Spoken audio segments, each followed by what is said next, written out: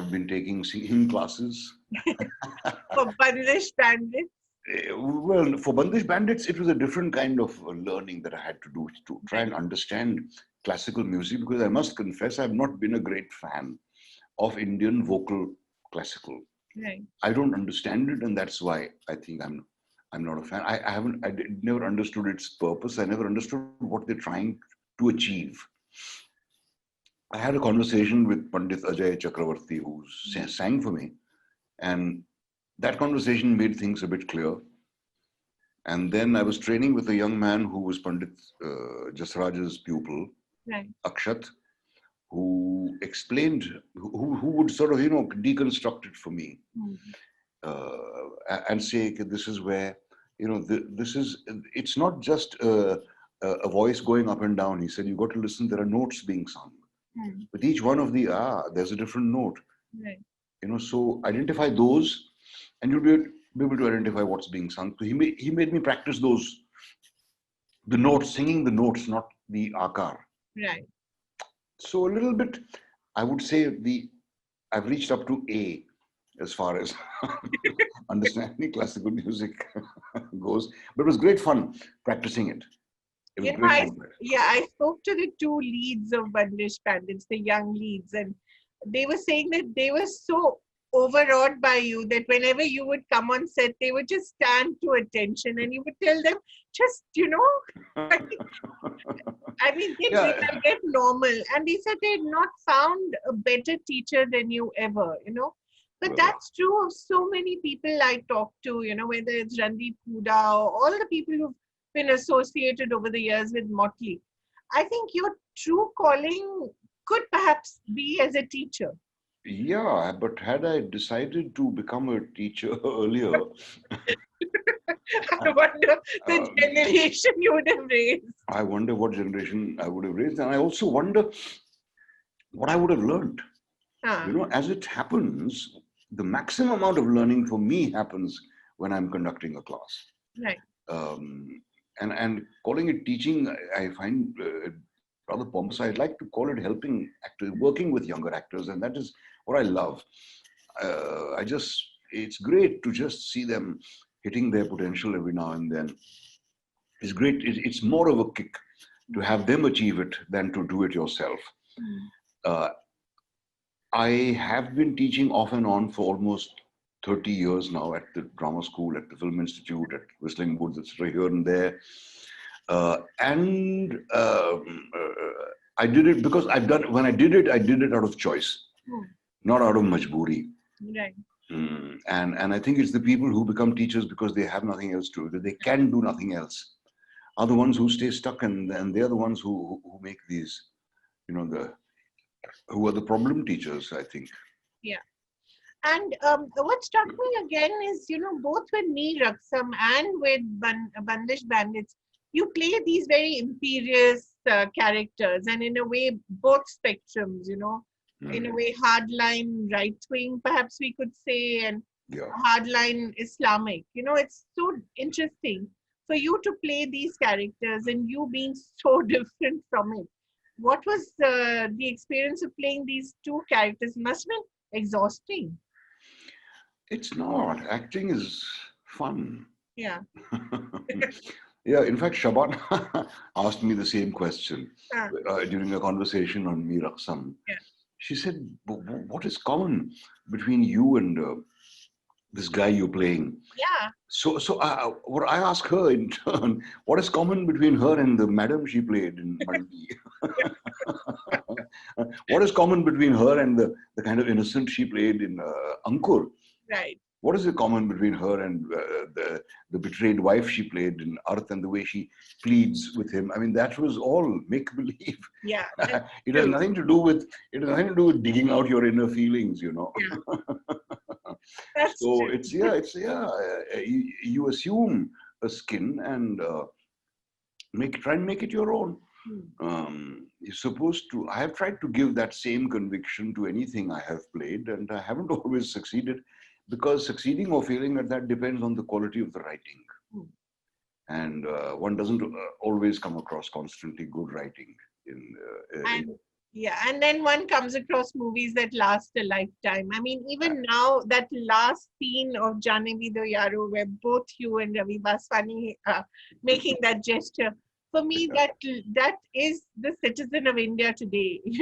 Yes, That's how we are today. It's such absolutely. a comment on where we are as a society. I wanted to ask you because as an artist, you obviously engage with society, reflect on what's going on. When you look around you, and obviously the film industry is a slice of that society, how do you see the changes? The past few years have been uh, quite extraordinary in the changes that have come about, and not necessarily for the good. Yeah. In the film industry, firstly, since the 70s, and I've always held this, we've had a massive deterioration in quality. Yeah, Um, and one of those reasons was the coming of color. The second major reason was the promotion of some pretty mediocre talent. And the third reason was the legitimization of plagiarism, yes, which really took wing in the 70s and hasn't recovered from that. We still do it, even though YouTube is there and Google is there and they can find out and this and that, but we still do it a lot of the time. So that's an ailment that we have been stricken by for ages and which we can't seem to come out of. Well, with that state of affairs, billions of people watch and love Hindi movies. yeah, So one can't necessarily look at that as a negative. The fact that I don't personally enjoy them. But what has been happening of late is a little more worrisome than that, and particularly this shitstorm that has erupted after the death of this young actor, where it's almost as if everybody's descended to the lowest possible level in terms of complaints, in terms of backbiting, in terms of running down the other, and it's reaching alarming proportions. It is reaching communal proportions after a point, and there really does seem to be another agenda operating here, which which will, I suppose, will come to light soon. But the level of piffle, the level of insignificant discussion, and the film industry has always been a massive one for anecdotes and gossip. yeah, But that whole anecdotage has gone to another senile level, it seems, where anyone who has the slightest axe to grind about the industry is coming out with a complaint. I was deprived of this film. I this, that, so and so. These things happen in any profession. But yet this whole thing, instead of subsiding, seems to be coming to such a head that I don't know where the explosion will come in. And it is the result, I would say, of a gradually deteriorating mentality in our industry, even though there are probably more educated people in the film industry today than there were earlier. I mean, exactly. in all professions, Yeah, the actors come in, a lot of them come in educated.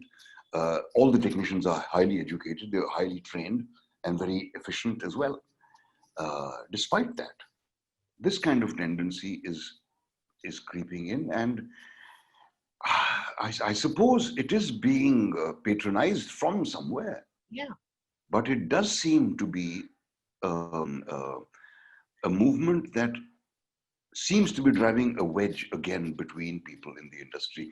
The industry has always prided itself on being a big family and so on. It remains to be seen whether that is really true.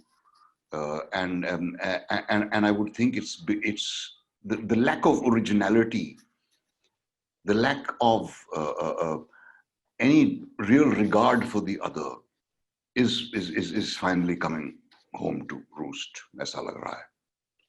and I think it's quite extraordinary that you have this victimization, this self-victimization of people who are so successful. I mean, whether Exactly. you know, That's what I don't understand. What do a lot of these actors who've been complaining of being cheated of a film here or there, complaining about? They've had a comfortable life. They've earned money. If yes, their names didn't appear on the post, I mean, that is a big thing to complain about.